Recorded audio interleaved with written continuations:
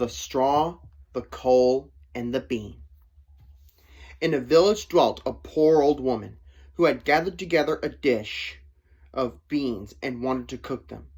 So she made a fire on her hearth, and so that it might burn quicker, she lighted it with a handful of straw. When she was emptying the beans into the pan, one dropped without her observing it, and lay on the ground beside a straw, and soon afterwards a burning coal from the fire leaped down to the two.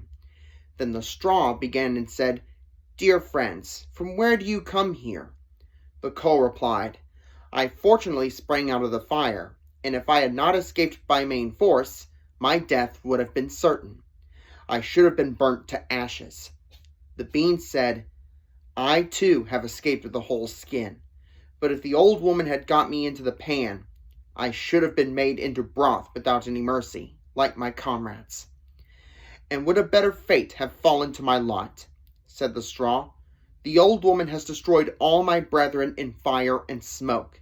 She seized 60 of them at once, and took their lives. I luckily slipped through her fingers." "But what are we to do now?" said the coal. "I think," answered the bean, "that as we have so fortunately escaped death, we should keep together like good companions, and lest a new misfortune should overtake us here, we should go away together, to a foreign country." The proposition pleased the two others, and they set out on their way in company. Soon, however, they came to a little brook, and as there was no bridge or foot-plank, they did not know how they were to get over it. The straw hit on a good idea, and said, "I will lay myself straight across, and then you can walk over on me as on a bridge." The straw therefore stretched itself from one bank to the other, and the coal, who was of an impetuous disposition, tripped quite boldly onto the newly built bridge.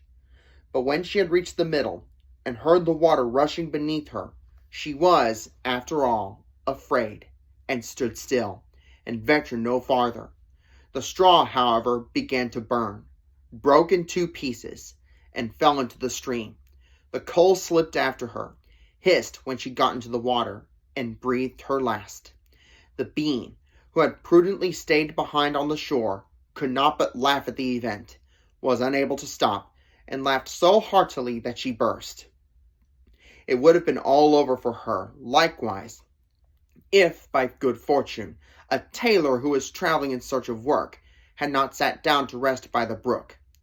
As he had a compassionate heart, he pulled out his needle and thread, and sewed her together. The bean thanked him most prettily. But as the tailor used black thread, all beans since then have a black seam.